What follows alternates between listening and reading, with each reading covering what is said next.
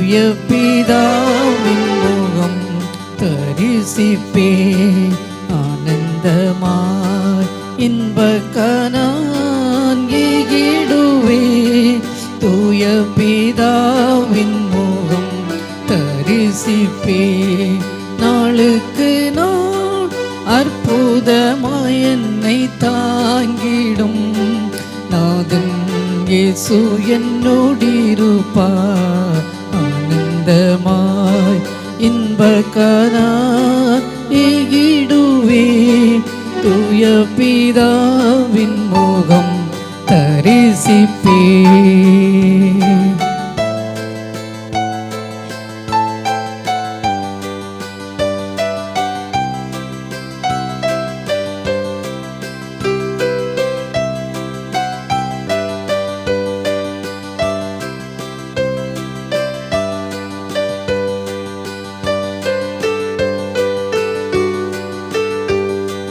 சேற்றி நின்றென்னை தூக்கி எடுத்து மாற்றி உள்ளம் புதிதாக்கினாரே சேற்றி நின்றென்னை தூக்கி எடுத்து மாற்றி உள்ளம் புதிதாக்கினாரே கல்லானையன் உள்ளம் உருக்கின கல்வாரியை கண்டு நன்றியுடன் பாடிடுவே ஆனந்தமாய் இன்ப கனான் ஈடுவே தூய பிதாவின் முகம் தரிசிப்பே.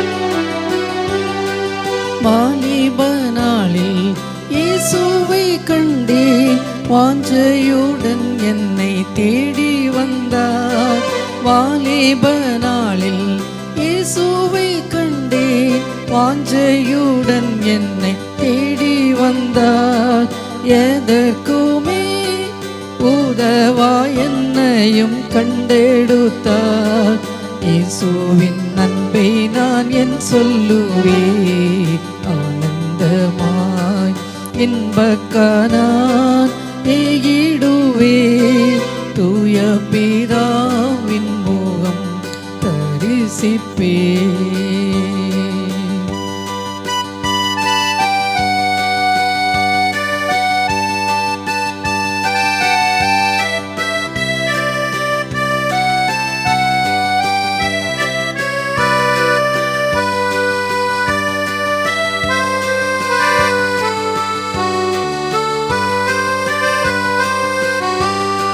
கர்த்தரின் சித்தம் செய்திட நித்தம் தத்தம் செய்தே என்னை அர்ப்பணித்தேன் கர்த்தரின் சித்தம் செய்திட நித்தம் தத்தம் செய்தே என்னை அர்ப்பணித்தேன் இயேசுவல்லா ஆசை பூவினில் வேறே இல்லை என்றும் எனக்கவர் ஆதரவே ஆனந்தமாய் இன்ப கனான் ஈடுவே தூய பிதாவின் முகம் தரிசிப்பே.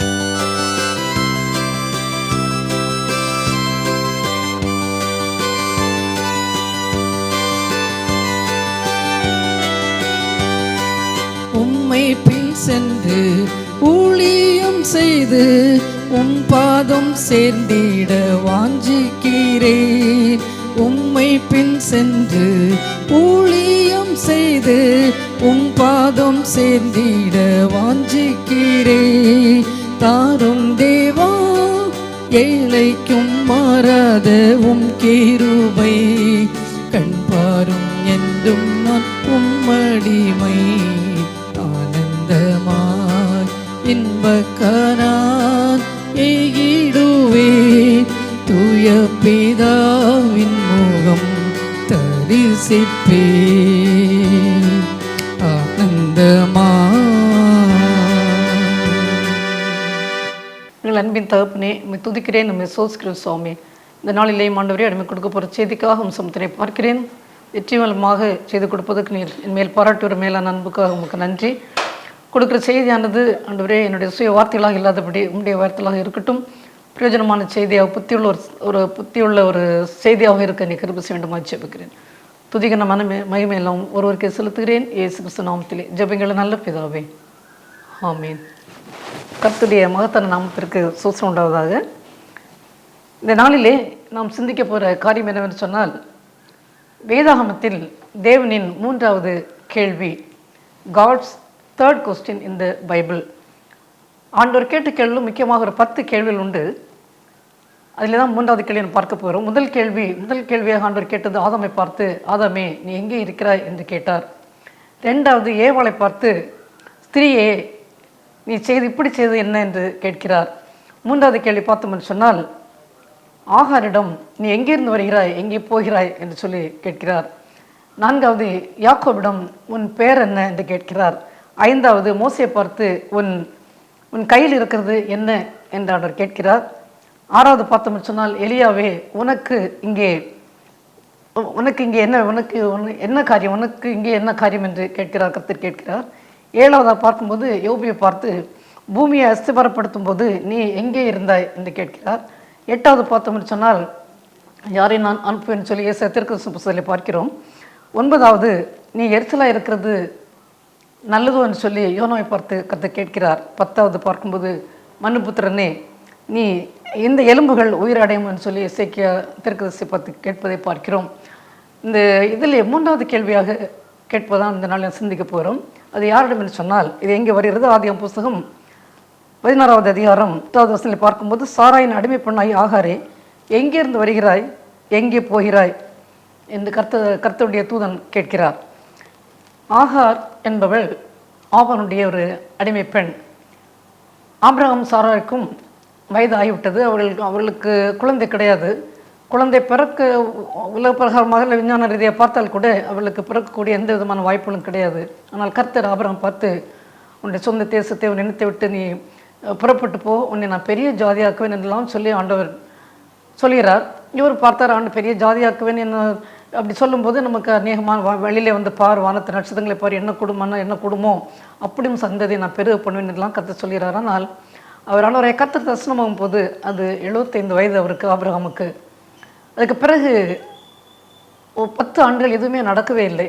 அவருக்கு 85வது வயதிலே சாராய், அவருடைய மனைவி சாராய் அவரை பார்த்து சொல்கிறாள், அவளுக்கு தெரிந்துவிட்ட இனி நமக்கு எங்கே பிறக்க போகிறது அவளுக்கு கர்த்தர் சொல்லிவிட்டார், ஆனால் நிச்சயமாக நடக்கும் என்று அவளுக்கு தெரியவில்லை. அந்த ஒரு நம்பிக்கை இல்லாமல் ஆபிரகாமிடம் தன்னுடைய அடிமை பெண்ணாகிய ஆகாரை ஆபிரகாமிடம் கொடுத்து இவள் மூலமாக நமக்கு சந்தேகம் வரட்டும் என்று அவள் செய்கிறாள். அதுபோல் ஆபிரகாமும் அவள் சொல்வதற்கு இணங்குகிறார். ஆகாரோட சேர்ந்து ஒரு குழந்தை பிறக்கிறார். இஸ்மவேல் என்று சொல்கிறோம். இஸ்மவேல் என்று கொடுக்கப்பட்ட ஒரு பையன். இங்கே என்ன நடக்குதுன்னு சொன்னால், இந்த ஆகார் தானாகவே ஒரு அவருக்கு மறுமணியாட்டியாக அவர் ஆக்கிக் கொள்ளவில்லை. சில வீடுகளை பார்த்தோம்னு சொன்னால், வேலைக்கு வருகின்றவர்கள் சொந்த மனையை பார்க்கலாம் அவள் மனையை போல ஆகிவிடுவார்கள் கொஞ்ச நாள் கழித்து. இவள் அப்படிப்பட்ட ஒரு நிலைமையிலே உள்ளவள் கிடையாது, மனநிலைமையுடையவர் அல்ல. அடிமை பெண்ணாதான் வேலை பார்த்து கொண்டு இருந்தாள். ஆனால் சாராயுடைய அந்த ஒரு அட்வைஸ் காரணமாக தான் அவரும் ஆபிரகாமும் இதற்கு இணைந்து ஓகே என்று சொன்னார். இவள் கற்பம் தரிக்கிறாள். தரித்தவுடனே இவளுக்கு ஒரு பெருமை வருகிறது. தன்னுடைய நாச்சியாரை அற்பமாக எண்ணுகிறாள். அது ஒன்று அவள் செய்த தவறு. அற்பமாக எண்ண உடனே இவளுக்கு சாராய கோபம் வருகிறது. அவள் சொல்கிறாள், இந்த அடிமை பெண்ணை இங்கேருந்து அனுப்பிவிட வேண்டும் என்று சொன்ன உடனே ஆபிரகாம் சொல்கிறார், இவள் உன் கையில் இருக்கான், என்ன வேண்டுமென்னாலும் செய் என்று சொல்லிவிட்டார். அவள் உடனே ரொம்ப கொடுமையாக இவளை நடத்துகிறாள். இவள் ஓடுகிறாள். இங்கே உடன் சொன்னால் வனாந்தரத்திலே இவள் ஓடுகிறாள். அங்கே ஓடி ஒரு ஊற்றாண்டில் இருக்கும்போது தான் கர்த்தருடைய தூதன் மூலமாக அவள் சந்திக்கப்படுகிறாள். அப்பொழுது கேட்கிறார், சாராயின் அடிமை பெண்ணாகிய ஆகாரே நீ எங்கேருந்து வருகிறாய், எங்கே போகிறாய் என்று சொல்லி அவர் கேட்கிறார். அதற்கு அவள் உண்மையை சொல்கிறாள். என் நாச்சியாராகிய சாராயை விட்டு ஓடி போகிறேன்னு சொல்கிறாள். எந்த விதமான கம்ப்ளைண்ட் சொல்லவில்லை. சாராயை பற்றி என்னை இப்படி நான் ஒரு அடிமை பெண்ணாக தான் வந்தேன், நான் ஒழுங்காக வேலைகளை பார்த்து கொண்டிருந்தேன், அவர்களுக்கு அடிமை போல வேலை செய்து கொண்டிருந்தேன், அவள் தான் இந்த சாரை தான் என்னை ஆபிரகாம் கொடுத்து ஒரு குழந்தை இல்லாத காரணத்தான் என் மூலமாவது குழந்தை வரட்டும் என்று சொல்லி அவர்கள் தான் அதெல்லாம் ஒழுங்கு பண்ணார்கள். ஆனால் என்னை இவ்வளோ தூரம் கொடுமைப்படுத்த திருப்பி எப்படி போகுது என்று கூட ஒரு கேள்வி எதுவும் கேட்கவில்லை. அவர் சொல்கிறார். அவர் என்ன 9ஆம் வசனத்திலே பார்க்கும்போது அந்த தூதனானவர் என்ன சொல்லி சொன்னால், அப்பொழுது கர்த்தருடைய தூதனானவர், நீ உன் நாச்சியார் அண்டைக்கு திரும்பி போய் அவள் கையின் கீழ் அடங்கியிரு என்று சொல்கிறார். அது மட்டுமல்ல, இன்னும் அந்த குழந்தை பற்றி கூட ஒரு தீர்க்க தரிசனம் சொல்கிறார். நீ கற்பதாக இருக்கிறாய், உனக்கு உன்னுடைய அங்கலாப்பை கண்டதால் கர்த்தர் உன் அங்கலாப்பை கண்டதால் அவருக்கு குமாரனுக்கு இஸ்மேல் என்று பெயரிடுவாயாக என்று சொல்லி அவன் பலிய பெருகிய அவனுடைய மிகவும் பெரிய அவன் சந்ததியை மிகவும் பெருக பண்ணுவேன், அது பெருகி எண்ணி முடியாததாக இருக்கும் என்று சொல்கிறார். அதுக்கு பின்னாலே தான் நான் சொல்கிறார், கொஞ்சம் கற்பதாக இருக்கிறார், குமாரனை பெறுவாய், உன் அங்கலாப்பை கேட்டதால் இஸ்மேல் என்று பெயரிடுவாயாக என்று சொல்லிவிட்டு சொன்ன உடனே இவள் என்ன பண்ணி சொன்னால், அங்கே என்ன சொன்னான் காண்கிற 13ஆவது வசனத்திலே, அப்பொழுது அவள் என்னை காண்பவரை நானும் இவ்விடத்திலே கண்டேன் என்று சொல்லி காண்கிற தேவன் என்று சொல்லி அவள் ஆண்டவருக்கு ஒரு பெயரை சூட்டுகிறாள். இஸ்மவேல் என்று சொல்லி ஆண்டவர் பெயரிட சொன்னதே இதுதான். முதல் வேதாகமத்திலே முதலிலே கர்த்தர் பெயரிட சொன்னதே இதுதான் ஃபர்ஸ்ட் இன்சிடென்ட்.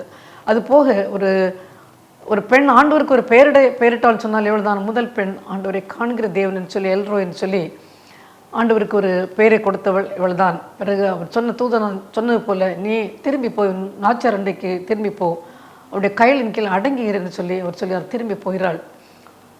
இது இங்கே பார்க்கும்போது ஆபிரகாம் பார்த்தார். இவருக்கு 75 வயதிலே ஆண்டு முதலில் தரிசனமாகி சொன்னார், ஜாதிய பெரிய உன்னுடைய சந்ததி பெரிதாக இருக்கும், கடற்கரை மணனை போல ஆகாயத்து விண்ணில் இருக்கக்கூடிய நட்சத்திரங்கள் போல எல்லாம் அவர் சொன்னார். ஆனால் ஒன்று நடக்கவில்லை. 85ஆவது வயதிலே ஆகாரம் மூலமாக ஒரு குழந்தையை இஸ்மவேல் பிறக்கும்போது ஆபிரகாமுக்கு 86 வயது. அதற்கு பிறகு ஆண்டவர் ஆகிய கர்த்தர் இவருக்கு 99 வயதிலே அவர் தரிசனமாகிறார். 95 வயதிலே 10 ஆண்டுகள் பிறகு இங்கே தரிசனமாகிறார். தரிசனமாகும் போது ஆண்டவர் கர்த்தர் இவரை சந்திக்கிறார். அப்பொழுது இவர் திரும்பவும் சொல்கிறார். கர்த்தர் என்ன சொன்னால், உன்னுடைய மனைவியான சாராள் என்று அழைப்பாயாக, அவள் கற்பவதை ஒரு காலத்தில் ஒரு கற்பவதியாகி ஒரு குமாரனை பெறுவாள், அவனுக்கு ஈசாக்கு என்று பெயரிடுவாயாக என்று சொன்ன உடனே இவர் என்ன பண்ணி இவர் இஸ்மவேலுக்காக ஆண்டவரிடம் விண்ணப்பத்தை வைக்கிறார். 17ஆவது அதிகாரம் ஆயுதம் புஸ்தகம் 17ஆவது அதிகாரம் 18ஆவது வருஷத்திலே கர்த்தரிடம் என்ன சொல்கிறார் ஆபிரகாம், இஸ்மவேல் உமக்கு முன்பாக பிழைப்பானாக என்ற ஆபிரகாம் தேவனிடத்தில் விண்ணப்பம் பண்ணினார். இவர் சாராய் அவளை எப்படியாவது நீ உன் கையில் இருக்கா என்ன செய்ய என்று சொன்னாலும் கூட அவருக்கு இவளுமே ஒரு கரிசனை உண்டு ஆகரின் மேலே.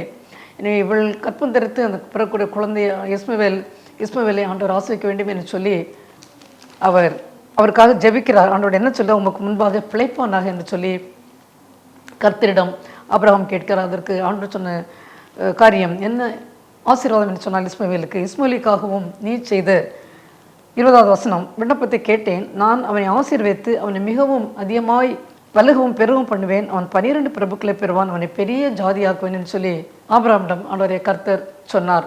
இவள் ஆகார் இங்கிருந்து ஓடுகிறாள்.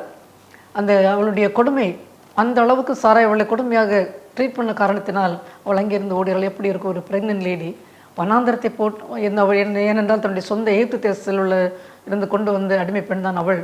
யாருமே கிடையாது, எங்கே போக முடியும், திரும்ப எகிப்துக்கும் போக முடியாது, கையில் எதுவுமே கிடையாது, ஓடுகிறாள், தானாகவே ஓடுகிறாள். அங்கே போய் இருக்கும்போது ஒரு வனாந்திரத்திலே எவ்வளோ ஒரு கொடுமையான ஒரு பயங்கரமான உஷ்ணம் நிறைந்த இடம்தான் வனாந்திரம். அங்கே யாருமே கிடையாது. மனவேதனையோடு பிரெக்னன்ட் தான் ஒரு லேடி பேர் பண்ணி எவ்வளோ ஒரு கஷ்டமான ஒரு காரியம். ஆனால் அங்கே தேவதூதனால் சந்திக்கப்படுகிறாள். இங்கே பார்த்து முடிச்சனால் அவளுக்கு ஆண்டவராகிய கர்த்தர் ஆபிரகாம் கொடுத்த விண்ணப்பத்தை அவர் நிச்சயமாக சொல்லிவிட்டார் இருந்தால் ஆண்டவர் கேட்பார். போய் சொல்கிற மனிதனை போல அவர் போய் சொல்லுவர் கிடையாது. இந்த ஆசீர்வாதங்கள் கிடைக்க வேண்டும் என்று சொன்னால் இவள் என்ன பண்ணுகிறாள் என்றால், அந்த கஷ்டத்தை துன்பங்கள் துயரங்களை பார்த்து அவள் ஓடுகிறாள். அங்கே இருந்திருக்கலாம், எப்படி என்றாலும் இது நம்ம ஒரு பிரெக்னென்ட்டாக இருக்கிறோம், இந்த குழந்தைக்காகவாவது நம்ம அங்கே இருந்து கஷ்டங்களை அனுபவித்தான் தீர வேண்டும் என்று சொல்லி அவள் இருந்திருக்கலாம். ஆனால் இவள் என்ன செய்கிறாள், அங்கிருந்து அவள் ஓடுகிறாள். அந்த ஒரு ஃப்ரஸ்ட்ரேஷன் மூலமாக, கொடுமை காரணமாக அவள் ஓடுகிறாள். ஆனால் ஆண்டவர் பெரிய காரியங்கள் செய்கிறவர் அங்கே தடுக்கிறார். அவருக்கு தெரியும் ஆண்டவரை கேட்கிற நம்ம 10 கேள்விகளை பார்த்தோம். ஆண்டவர் கேட்ட கேள்விகள் எல்லாமே அவருக்கு தெரியும். யாக்கோபுடைய பேர் அவருக்கு தெரியாதா? ஆதாம் எங்கே இருக்கான்னு தெரியாதா? ஏன் ஏவாள் அப்படி செய்தான்னு தெரியாது, எல்லாம் அவருக்கு தெரியும். ஆனால் நாம் எப்படி அவருக்கு பதில் கொடுக்குறோம், நம்முடைய மென்டல் ஒரு கண்டிஷன் என்ன என்று பார்ப்பதற்காக தான் ஆண்டவர் இந்த கேள்வியெல்லாம் கேட்கிறார். கர்த்தருடைய தூதன் கேட்கிறார், அடிமை பெண்ணாகிய ஆகாரே எங்கேருந்து வருகிறார், எங்கே போகிறார்? நிச்சயமாக தெரியும். அவருடைய வீட்டில் தான் ஓடுகிறாள்னு தெரியும். அவள் எங்கே போகிறாள் என்று ஒருத்தர் வனாந்தரத்து ஓடுகிறாள்னு தெரியும். ஆனால் அங்கே ஆண்டவரை கர்த்தர் சொன்ன அந்த ஒரு ப்ராமிஸ் நிறைவேறும்படியாகத்தான், வாக்குத்தத்தம் நிறைவேற வேண்டும். திரும்ப ஆண்டவர் இங்கே அவள் சம்மதிக்கிறாள். திரும்ப அந்த இடத்திற்கு வருகிறாள். வந்து என்ன நடக்குது சொன்னால், அவரே பெரிய ஜாதியாக்குவேன், மிகவும் பெருகி அவனுடைய சந்ததி எண்ணிமுடியதாக இருக்கும் என்று சொன்ன அந்த ஆசீர்வாதங்களாம் நிறைவேற வேண்டும். அவள் எப்படி இருந்தாலும் அவர் ஆபாருடைய ஒரு குழந்தை தான், வேறு யாருடைய பிள்ளையும் கிடையாது. ஆகார் மூலமாக ஆபிரகாம் மூலமாக கிடைத்த ஒரு மகன்தான். நிச்சயமாக அந்த விண்ணப்பத்தை கேட்டு ஆண்டவர் ஆசீர்வாதத்தை கொடுப்பதனால தான் திரும்பி இங்கே வந்தது. பல நேரங்களில் நாம் கூட பல கஷ்டங்கள் பாடல் என்று பார்க்கும்போது நமக்கு அது புரியாது. ஏன் நம்முடைய வாழ்க்கையில் எவ்வளோ கஷ்டங்கள் வருகிறது, ஒன்றுபின் ஒன்றாக வருகிறது என்று சொல்லி நாம் யோசித்து பார்ப்போம். யோசித்து பார்த்தாலும் பல நேரங்களில் என்ன வாழ்க்கைன்னு சொல்லி பலர் வாழ்க்கையை முடித்துக் கொள்வார்கள்.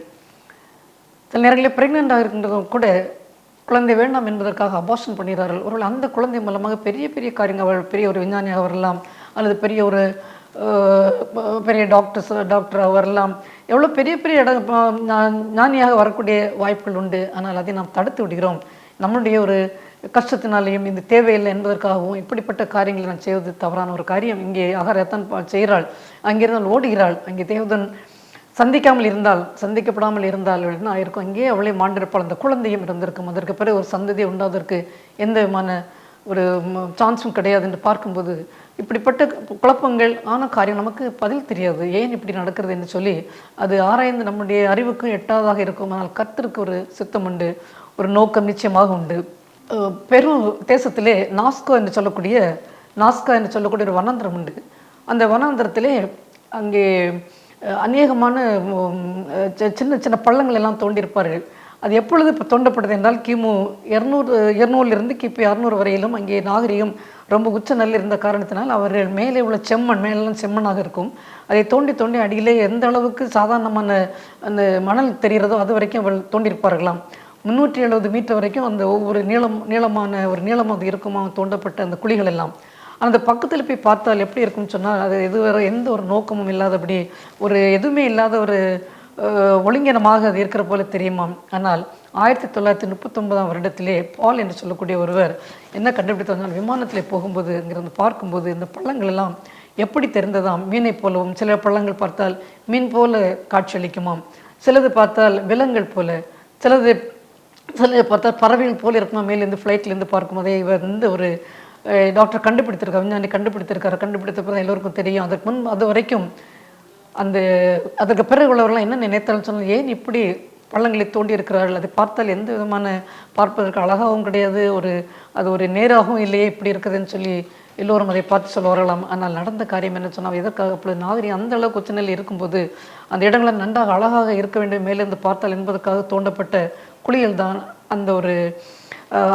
அந்த நாஸ்கா இடத்திலே வனாந்திரத்திலே தோண்டப்பட்ட குழிகள். பார்க்கும்போது வாழ்க்கையில் அப்படித்தான் பல நேரங்களிலே ஏன் இப்படிப்பட்ட கஷ்டங்கள் நடக்குதுன்னு சொல்லி ஆகார் ஓடினது போல பல ஷார்ட்கட்டாக அந்த ஆசீர்வாதங்களை நாம் கிடைப்பதற்கு முன்பதாகவே பல காரியங்கள் நாம் செய்வோம். சாராள் அதே போல ஆண்டவர் சொல்லிவிட்டார், நிச்சயமாக கொடுப்பார் என்ற ஒரு விசுவாசத்தை ஆபிரகாமும் கொடுத்திருக்கலாம். ஆபிரகாமும் அவள் சொன்ன உடனே அதை கேட்டதால் ஒரு காரியம் இங்கே இப்படி இருந்தது. ஆனாலும் இஸ்மேல் சந்ததியை பார்த்தோம்னு சொன்னால், ஆண்டவர் நமக்கு எல்லோருக்கும் தெரியும், அரபு நாடுகளை பார்த்து எவ்வளவு செல்வ செழிப்பாக இருக்கிறது, அமைதியாகவும் சமாதானம் இருக்குன்னு சொன்னால், அது ஒரு கர்த்தர் ஆபிரகாமிடம் வைத்த விண்ணப்பம், ஆண்டவர் கொடுத்த ஒரு ஆசீர்வாதம், இஸ்மேல் சந்ததி கொடுத்த ஒரு ஆசீர்வாதம் தான் நாம் இந்த நாள் வரைக்கும் பார்த்து கொண்டு இருக்கிறோம். இன்னும் அதிலிருந்து 13 ஆண்டுகளுக்கு பிறகு நடந்த காரியம் என்னன்னு சொன்னால், அங்கே சாராள் குழந்தை கற்பம் தரித்து ஈசாக்கு பெறுகிறாள். குழந்தை பால் குடி தீர்ந்த பிறகு ஒரு விருந்து பண்ணுகிறார்கள். இவன் இஸ்மவேல் பரியாசம் பண்ணுகிறான். அதை பார்த்த உடனே சாராளுக்கு திரும்பவும் கோபம் வருகிறது. ஆபிரகாமை பார்த்து சொல்கிறாள், இந்த அடிமை பெண்ணையும் அவனுடைய மகனையும் வெளியிலே துரத்தி விட வேண்டும், அவனுக்கு எந்த விதமான உரிமையும் இங்கே கிடையாதுன்னு சொன்ன உடனே, அப்பொழுது இவருக்கு கஷ்டமாக இருக்கிறது, ஆபிரகாமுக்கு எப்படி விடுவது, முதல் பிறந்த மகன், அதை இவர்களே பிளான் பண்ணி அவளை ஒரு குழந்தைக்காக அவளை ஒரு மனைவியாக எடுத்து எப்படியாக செய்த ஒரு காரியம் மனதுக்கு வேதனையாக இருக்கிறது. ஆனால் ஆண்டவர் என்ன சொன்னால், நீ சாரா சொல்லுபடி நீ வருத்தப்படாதே, சாரால் என்ன சொல்கிறாளோ அது இப்படி கேள் என்று சொல்லி, அப்பொழுது முதலிலே சொல்லும்போது அவர் ஓகேன்னு சொன்னார். உன் கையிலே இருக்கிறாள் ஆகார், அவளுக்கு வேண்டியதெல்லாம் நீ செய் என்று சொல்லி சொன்னவர் இப்பொழுது ஏன் சொல்ல வேண்டும்? கர்த்தர் சொன்னார், அவள் என்ன சொல்கிறாளோ அது இப்படி கேள் என்று சொன்ன உடனே அவளை விரட்டி விடுன்னு சொன்ன இவர் மனதுக்கு வேதனையாக தான் இருந்தாலும் அப்பத்தையும் துருத்திலே தண்ணீரையும் வைத்து தோல்மையிலே ஆகாரம் தோல்மையிலே ஏற்றி வைத்து 2 பேரையும் வீட்டை விட்டு துரத்தி விடுகிறார். போகிறாள், குழந்தையும் எடுத்துக்கொண்டு திரும்ப அவளுக்கு அதே போல் ஒரு பிரச்சனை இங்கே வருகிறது. அங்கே போகிறாள், வனாந்தரத்தில் போய் அலைந்து தெரியல, தண்ணீர் காலியாகிவிட்டது. காலியான உடனே பிள்ளைக்கும் தண்ணீர் கொடுக்க முடியாது, எப்படி இருக்கும்? அவள் பிள்ளை கதறுகிறது. ஆனால் அவள் அந்த பிள்ளையுடைய சத்தத்தை கேட்பதற்கு மனதில்லை. தூர தள்ளி கொண்டு குழந்தையை விட்டு இவர் கதறி அழுகிறாள். ஆனால் கர்த்தரோ குழந்தையின் சத்தத்தை அழுகை கேட்டார் என்று நாம் பார்க்கிறோம். அங்கேயும் தேவதூதன் திரும்பவும் வருகிறார். வந்து ஆகாரே எங்கே பார்க்கலாம்னு சொன்னால், இது ஆதியாகமம் புஸ்தகம் 21வது அதிகாரத்திலே நாம் பார்க்கிறோம். அங்கே 17வது வசனம், தேவன் பிள்ளையின் சத்தத்தை கேட்டார். தேவதூதன் வானத்திலிருந்து ஆகாரை கூப்பிட்டு, ஆகாரே உனக்கு என்ன சம்பவித்தது? பயப்படாதே, பிள்ளை இருக்கும் இடத்தில் தேவன் அவன் சத்தத்தை கேட்டார். நீ எழுந்து பிள்ளையை எடுத்து அவனை உன் கையில் பிடித்து கொண்டு போ, அவனை பெரிய ஜாதியாக்குவேன். திரும்ப ஆண்டவராய் கர்த்தர் என்ன சொல்றாங்க? பெரிய ஜாதியாக்குவேன், அவனை பெரிய ஜாதியாக்குவேன் சொல்கிறார். 12 பிரபுக்கள் அவனிலிருந்து புறப்படும் சொல்கிறார் என்று பார்க்கும்போது ஆண்டவர் எப்பொழுதுமே மனிதர்கள் பார்ப்பது போல அவர் பார்ப்பதில்லை. அவர் பாரபட்சம் பார்ப்பதில்லை. அடிமை பெண் தானே, அவளுடைய குழந்தைக்கு ஆசீர்வாதம் கிடையாது என்றெல்லாம் இல்லை. இவருக்கு ஈசாக்கு பார்த்தோம்னு சொன்னால் ஆண்டவரை கர்த்தர் அவருடைய பரம்பரையிலே இருந்து வந்து கொண்டிருக்கிறார்.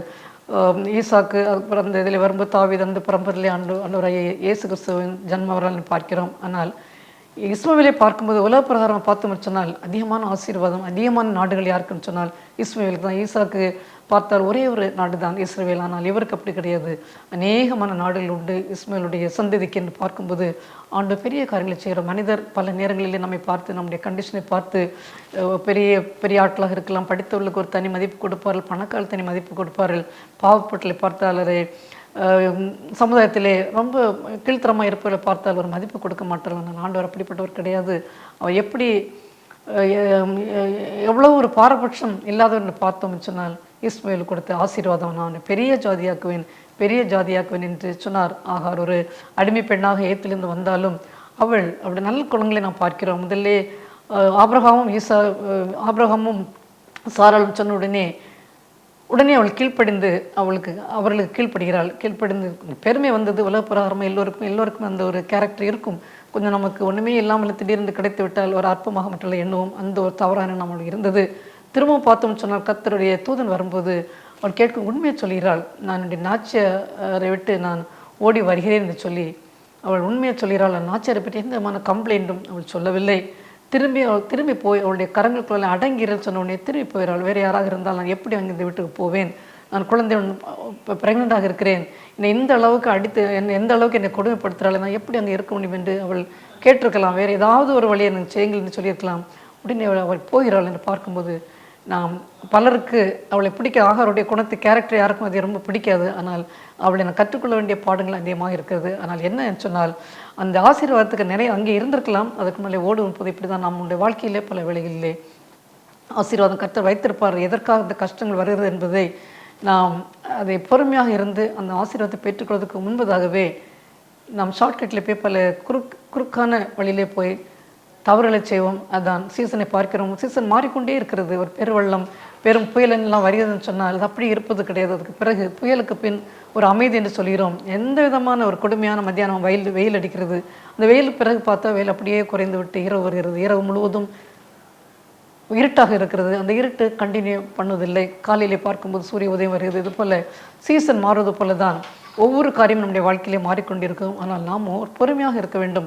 அடுத்து நமக்கு நிச்சயமாக ஆண்டு ஏதோ நல்ல ஒரு காரியத்தை வைத்திருக்கோம்னு சொல்லி அவருக்கு கீழ்ப்படிந்து கர்த்தருக்கு உண்மையுள்ள பிள்ளைகளாக நடந்தோம்னு சொன்னால் நிச்சயமாக எப்படி ஒரு ஆகாரையும் இஸ்ரவேலையும் ஆண்டவர் ஆசீர்வித்தாரோ அதுபோல் நிச்சயமாக நம்ம ஆசீர்விப்பார். அவள் ஷார்ட்கட் அவள் ஓடுனது போல் ஓடாதபடி அவளுக்கு நற்குணங்களை நாம் எடுத்துக்கொள்வோம். அவள் கீழ்ப்படிந்து எப்படி திரும்ப போய் அங்கே இருந்தாலும் அதுபோல் நாமும் நமக்கு வரக்கூடிய சூழ்நிலை, வேலை பார்க்குற இடமாலும் சரி, எங்கே இருந்தாலும் சரி, சில பிரச்சனைகள் கண்டே சில காரியங்கள் ஆண்டவர் நமக்கு கொடுப்பார். நம்முடைய பொறுமையை சோதித்து பார்ப்பார்.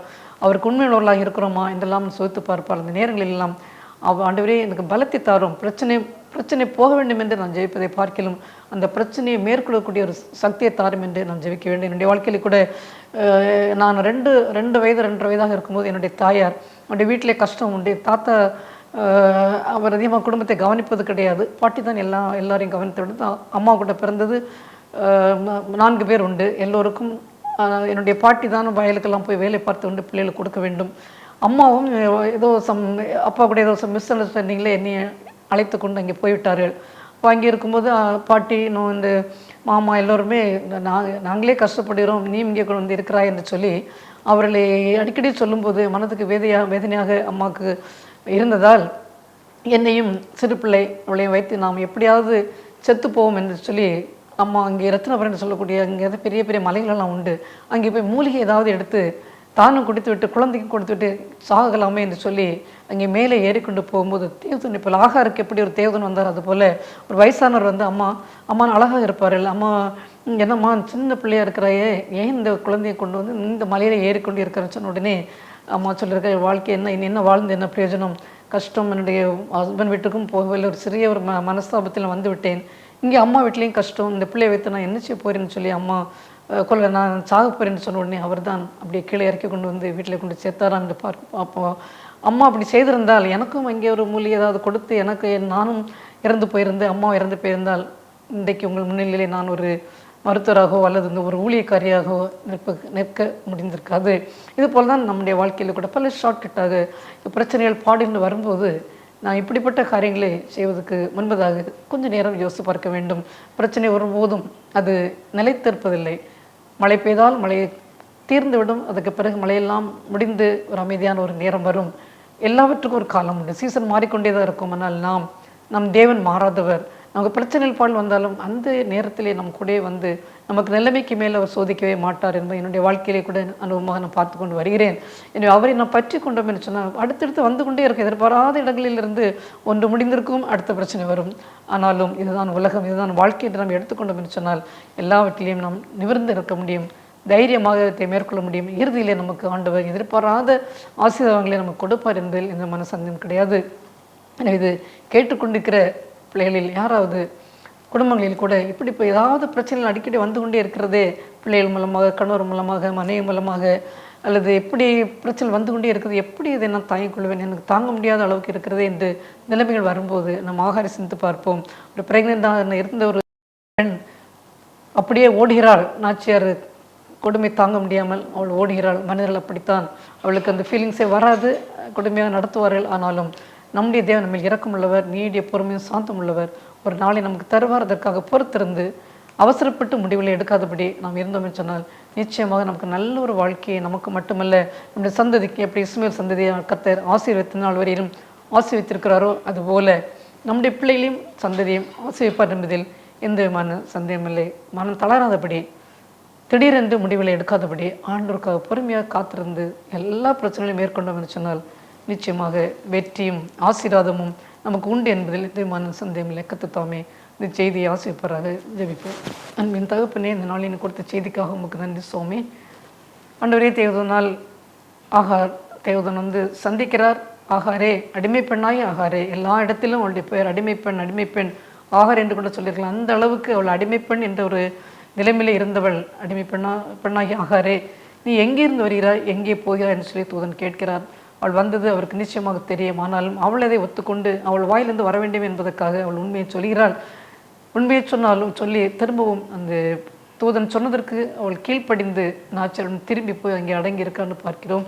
நாங்கள் கூட பல வேளைகளிலே எங்களுக்கு இப்படிப்பட்ட சூழ்நிலை வரும்போது ஏன் அவர்களுக்கு நாம் அடங்கியிருக்க வேண்டும், அவருடைய நான் என்ன அப்படி என்று சொல்லி பல நேரங்களில் எங்களுக்கு ஒரு சில பெருமைகள் அல்லது ஒரு பெருமிதமான எண்ணங்கள் எல்லாம் வந்து கூட சில வேளைகளில் நாங்கள் அதை பொறுத்து கொள்ளாமல் நாம் இருப்போம் சுவாமி. இவளுக்கு எந்த விதமான போய் சேருவதற்கு ஒரு இடமோ சொந்தக்காரங்கள் யாருமே கிடையாது. அவள் ஓடினாள். ஆனாலும் அந்த இடத்திலே தானே நீ சந்தித்தீர் சுவாமி. அதுபோல் இப்படி இதை பார்த்து கொண்டிருக்கிற பிள்ளைகள் யாராவது, எனக்கு யார் இருக்கிற குடும்பத்திலேயே யாரை எடுத்தால் எனக்கு உதவி செய்வதற்கு யாருமே இல்லையே என்று சொல்லி அங்கலாய்த்து கொண்டிருக்கிறது யாராக இருந்தாலும் இந்த நேரத்தில் ஆகாருக்கு உதவிய தேவன் நீதாமே இறங்கி உன்னுடைய சந்ததி நான் மிகவும் அதிகமாக நான் பெருக பண்ணுவேன் என்று சொல்லி அவனை பெரிய ஜாதியாக்குன்னு சொல்லி நீர் ஆசீர்வாதத்தை கொடுக்க வேண்டுமா செபிக்கிறேன் சுவாமி. மனிதர்களை நம்பினால் அன்றையா எல்லோருமே அப்படித்தானப்பா. உலகத்திலே பார்க்கும்போது அவர்கள் சொன்ன வார்த்தையை நிச்சயமாக சொல்றது ஒன்றாக இருக்கும், நடப்பது ஒன்றாக இருக்கும். ஆனால் நீரோ வாக்கு மாறாதவர், உண்மை உள்ளவர். பொய் சொல்வதற்கு நீ மனிதன் அல்ல. எங்களுடைய கஷ்டங்கள், எங்கள் பாரங்கள், எங்கள் துயரங்கள் எல்லாவற்றிலும் கூட இருந்து எல்லாவற்றுமே ஒரு முடிவு உண்டு என்பதை நான் நினைத்து உம்மை நோக்கி பார்த்து நாங்கள் அமர்ந்திருந்து உங்கள் ஆசீர்வாதத்தை பெற்றுக்கொள்ளக்கூடிய ஒரு பொறுமையை தர வேண்டுமாச்சு விக்ரன் சுவாமி. துதிகனமாய் மேலாம் ஒருவருக்கே செலுத்துகிறேன். இயேசு கிறிஸ்து நாமத்திலே ஜெபங்கள் நல்ல பிதாவே, ஆமென்.